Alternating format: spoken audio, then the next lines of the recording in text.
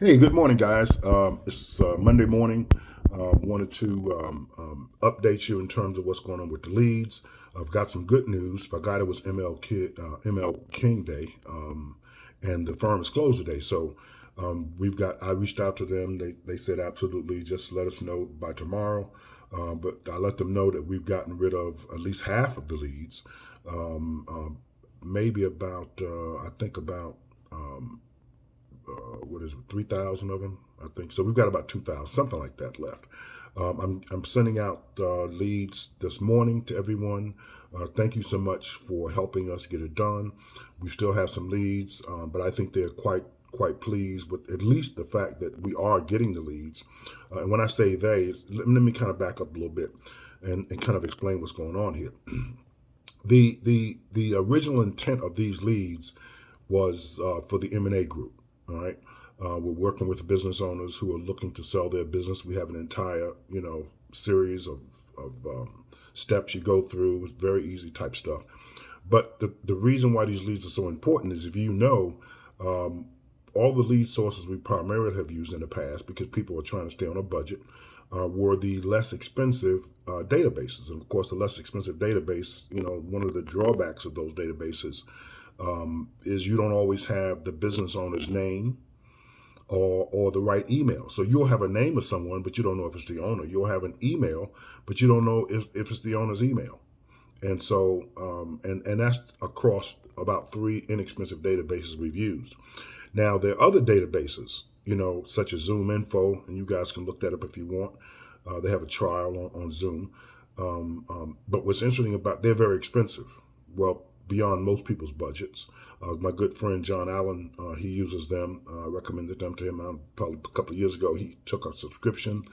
And what happens in that information is you have the exact information, who the business owner is, what his email is, the name of the company, telephone number, so that changes the dynamic, of the leads. So the leads that we have, those leads have the business owner's name, his title, and in most cases, it's either the owner or the president.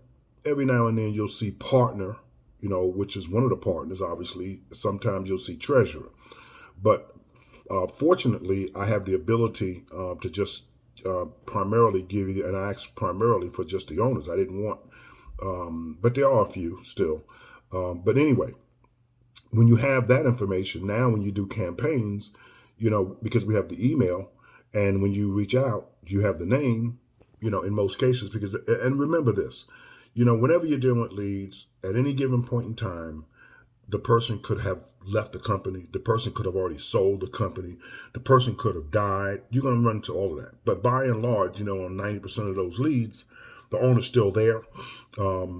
We have his number as well. Sometimes that's going to be the cell number. Sometimes that's going to be the business number. I don't know. It just depends when you make the call. It'll have the company's name and the address. But most importantly, you'll have the name of the owner, and you'll have his email, and you'll have a phone number. So even if you don't have the phone number, obviously if you have the email and you know exactly who it is, and he responds and you follow up, getting the email is a cinch if he's interested. You see what I mean? So, but I wanted to deal with the leads today. We'll deal with the other part. Now, some people are getting leads, and they are not in the M&A Deal Finder. Originally, because I laid it out to the folks in the M&A Deal Finder, some of them did it, some of them didn't. And so that is the reason we now have more leads, fortunately. Now, there's two ways you can do this. I provided to RJ, he got 1,000 leads yesterday. All right, he got 1,000. I provided him with a copy of the M&A letter, that I use, and I provided him with an email for business loans. All right, there's nothing special about that. I mean, especially on the business loan side.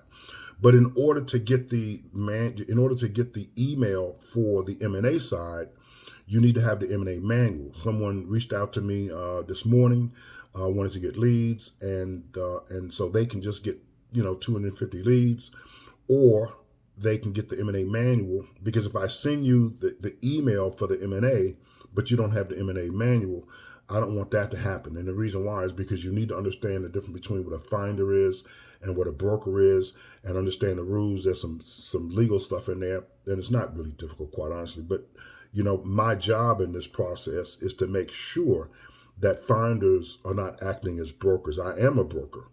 Okay, and so that's very, very important. So the manual is important from that respect. The other reason the manual is important is because we've had 3 people that have done private equity deals or family office deals. That manual is primarily dedicated to that effort. Working with private equity, where when you are as a finder there, the emails, which is why the business owner called Lawrence the other day, because our fee is paid by the buyer in those cases.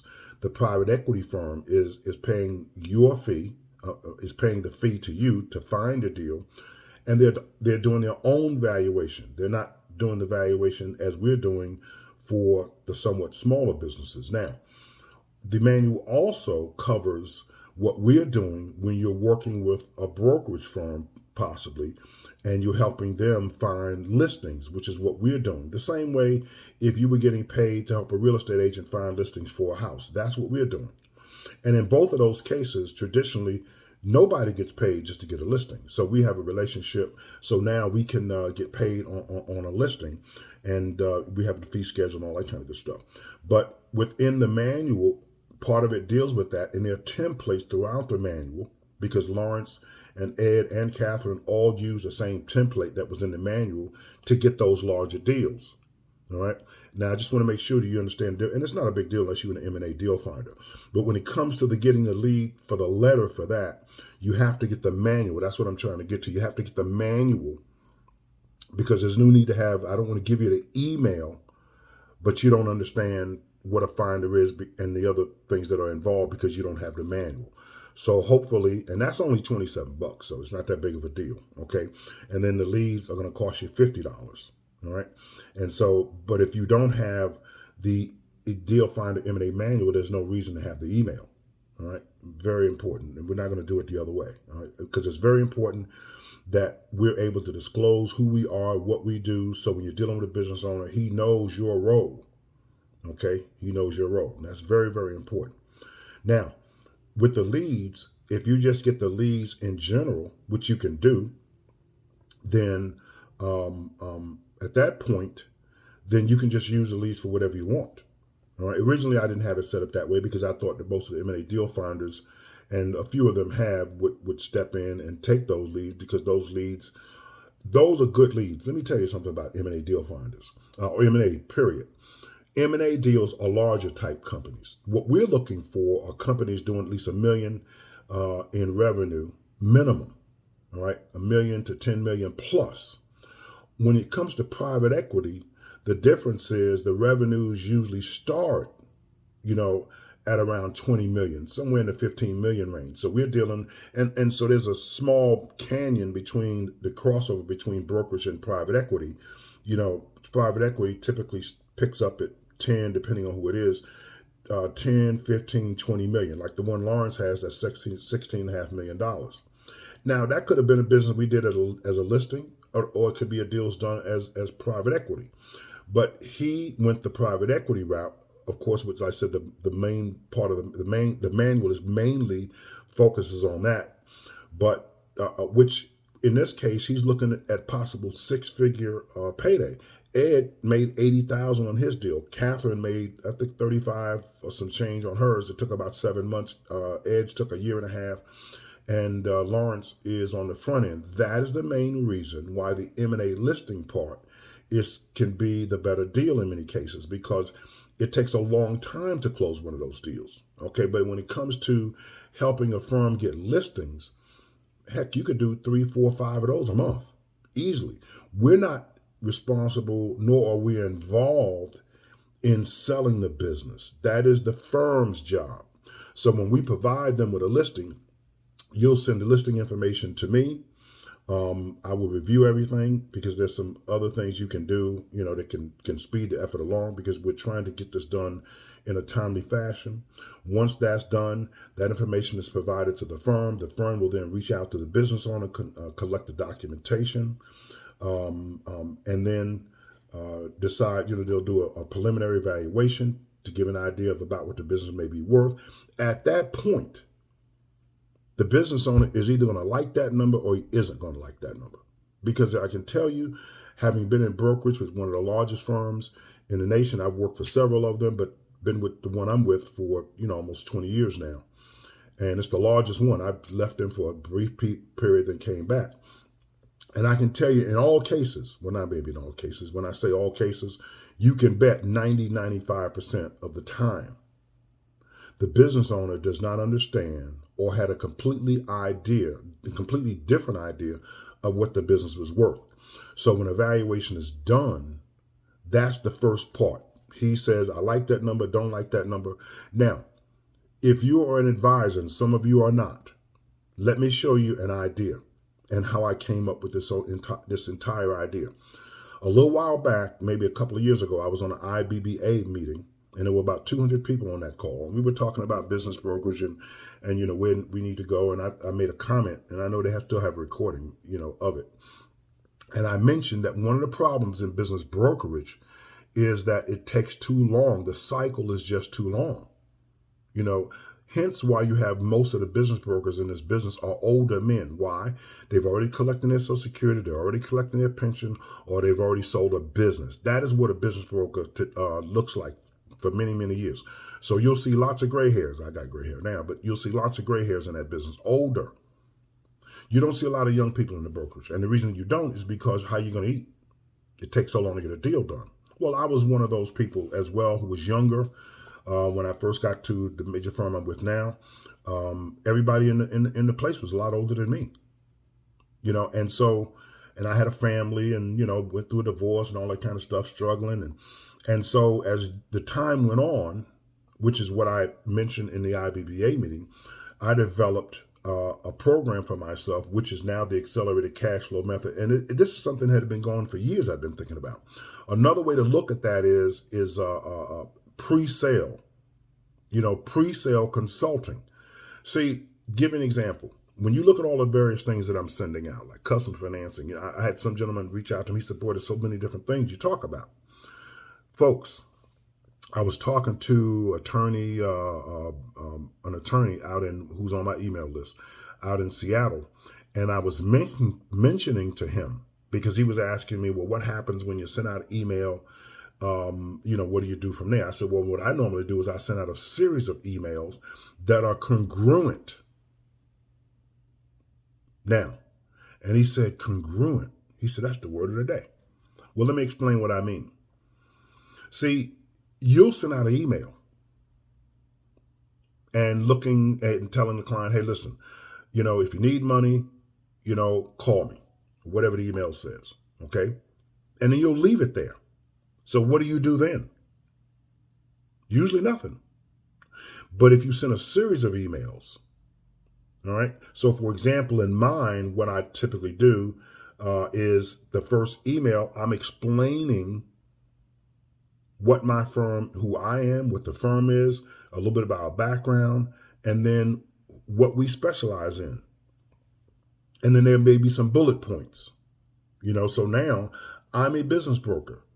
All right. So I'm ultimately trying to help the guy sell his business. But in most cases, when you call someone, they're not ready to sell it yet. You see what I mean? So when you call 10 people, you're going to have one person that says, I want to sell my business. The other 9 says, not yet. All right. And so the not yet is the pre-sale consulting. So if a guy's not ready yet, then if he does a preliminary evaluation or he thought he was ready, and this is what we really want to understand. Remember, we're talking about the guy who said, yes, I want to sell my business. The broker gets in contact with them. We do a preliminary evaluation, and the guy doesn't like the number. That's going to happen. All right. Because he did not understand what valuation was. You see it on Shark Tank. Same thing. Remember, the number one thing they asked him, how did you come up with that number?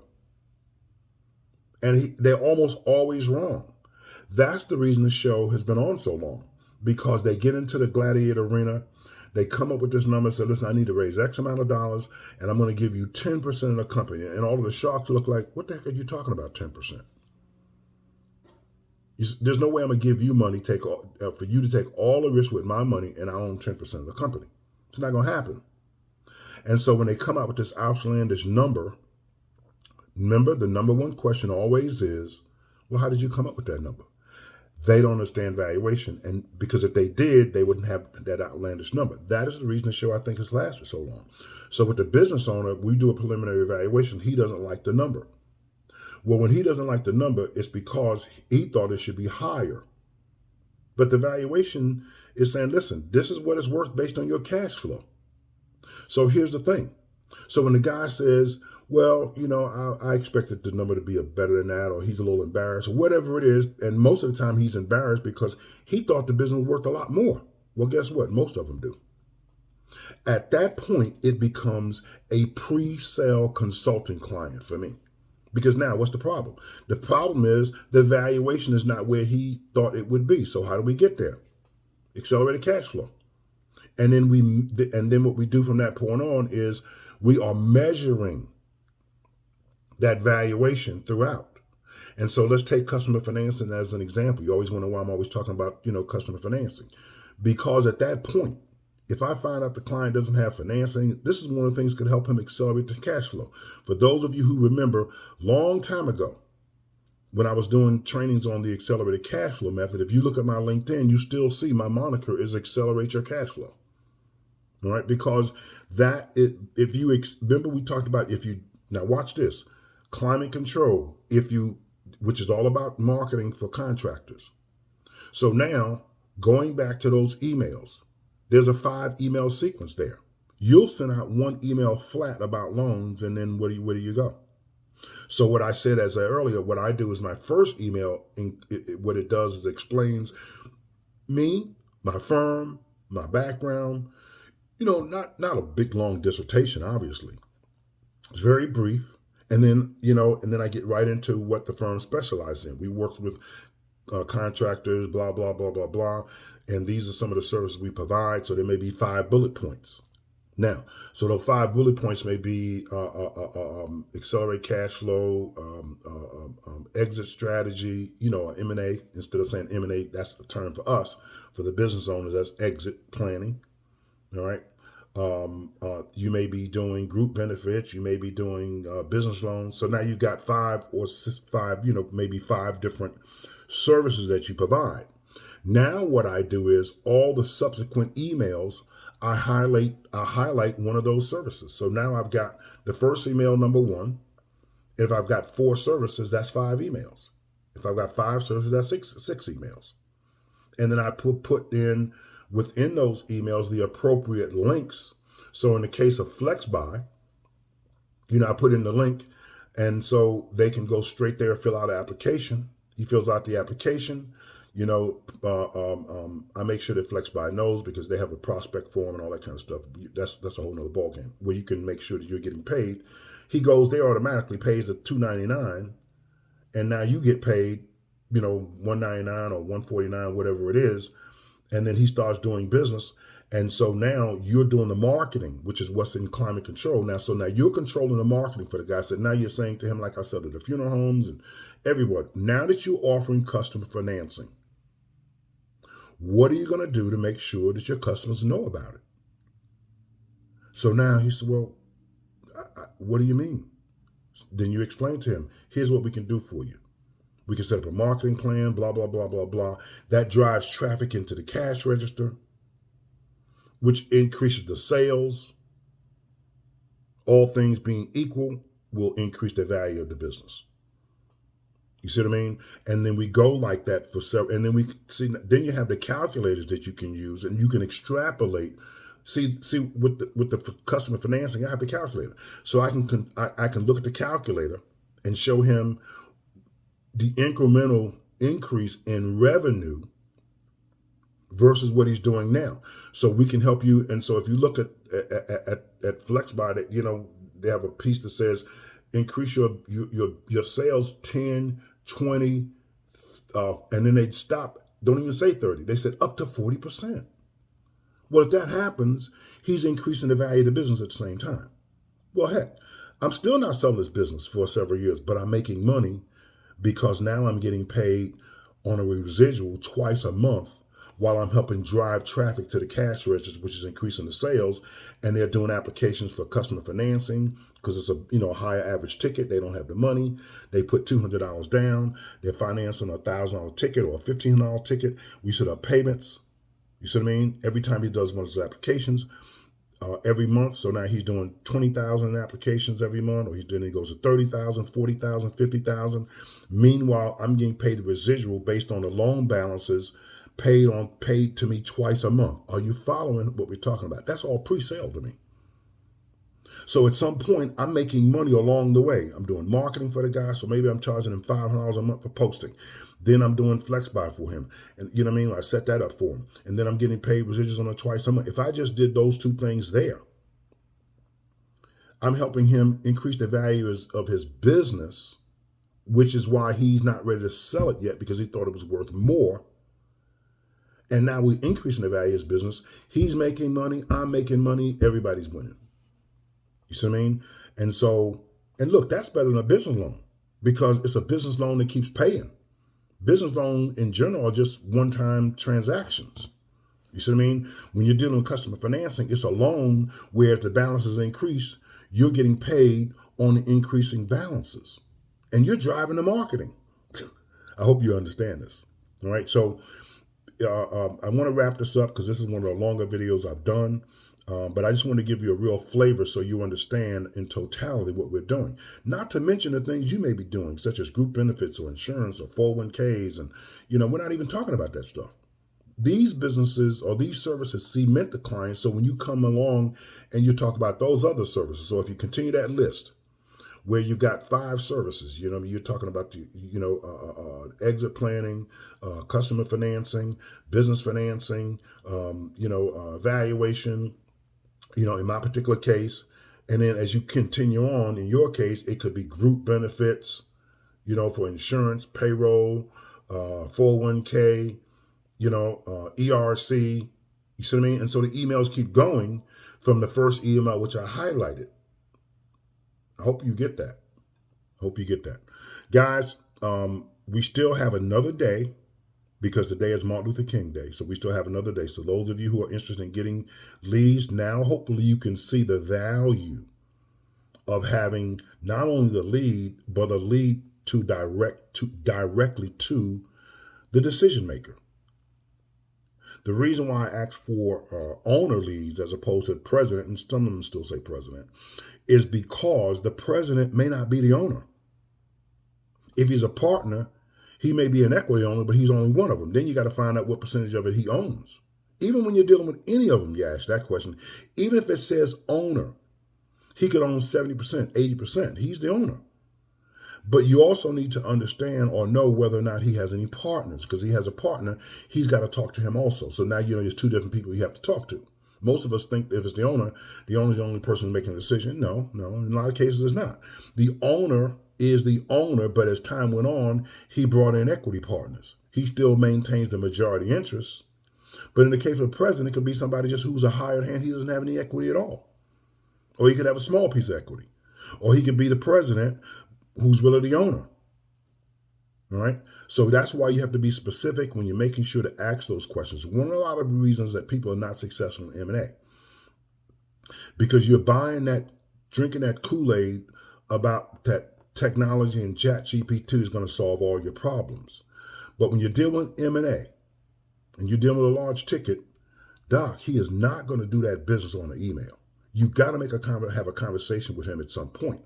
I prefer to have the conversations. And if you look at one of my other emails, I talk about this in detail, how I get deals and so forth.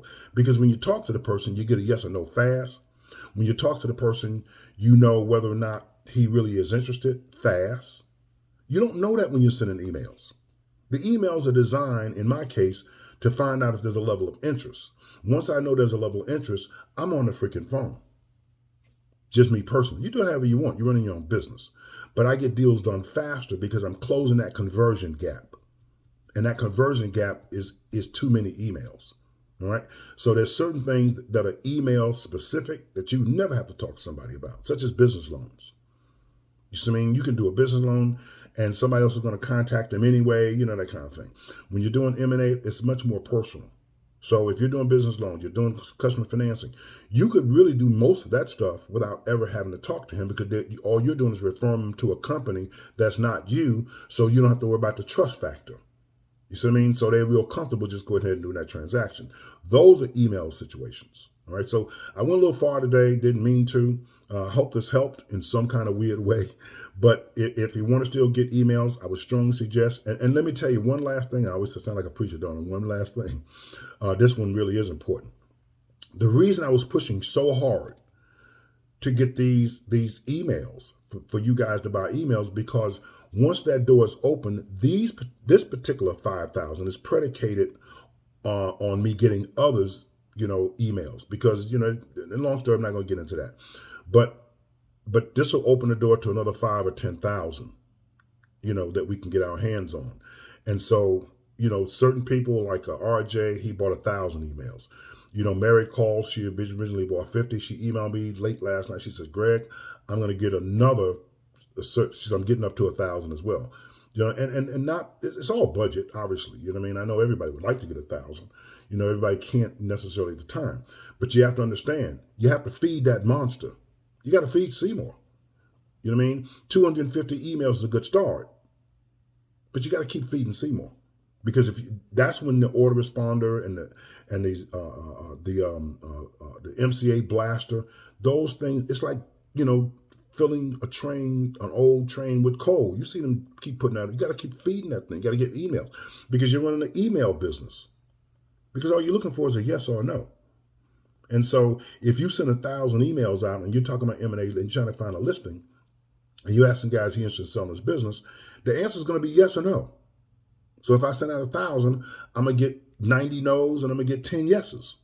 But the 10 yeses, are equivalent to $10,000 to $20,000. So if you're getting paid $1,000 for the first 3, and then $1,500 for the next 10, from 4 to 10, and getting $2,000 from 10 plus. So if you're at 2,000 and you get 10, you can figure the math. All right, just want to make sure you guys understand that. That's what's at risk here for me. See, I'm going to get the leads. I'm a broker. All right. What I'm trying to do is, I was trying to originally help the M&A deal finder people. And so I do loans. I do customer financing. So why M&A? Why M&A listings? Because I can do 5, 6, 7 of those a month. I asked John Allen when we first got started. I said, John, got to deal with a firm that's going to pay us on the listings. I said, how many you think that we could do probably in a month? He said, I don't know. He said, I know how many you can do. He said, it's probably 5 or 10 a month. That came out of his mouth. That's what I'm thinking that all of us should be able to do, at least 5. So if you're doing 5 and you're getting $2,000 a deal, guys, that's 10 G's. You're getting paid 10 days after the listing is set up. That's called Feed Seymour. So if you do that, you're going to win. All right, guys, that's enough of that. I went way over what I expected to go over today. I'm going to now go. I got a lot of orders to fulfill for the emails, and so jump on the bandwagon if you can. Today is the last day. We've still got about 2,000 or so left, and if we can get that done, then they're going to open up the door. Hopefully, I've already asked for 10,000 more, assuming we would get this done. That's what's at risk. All right, guys, and thank you so much for the people who have helped thus far, because all we're trying to do is get leads with business owners' names and telephone numbers and emails. That's how we win. All right. Thanks, guys. Talk to you soon.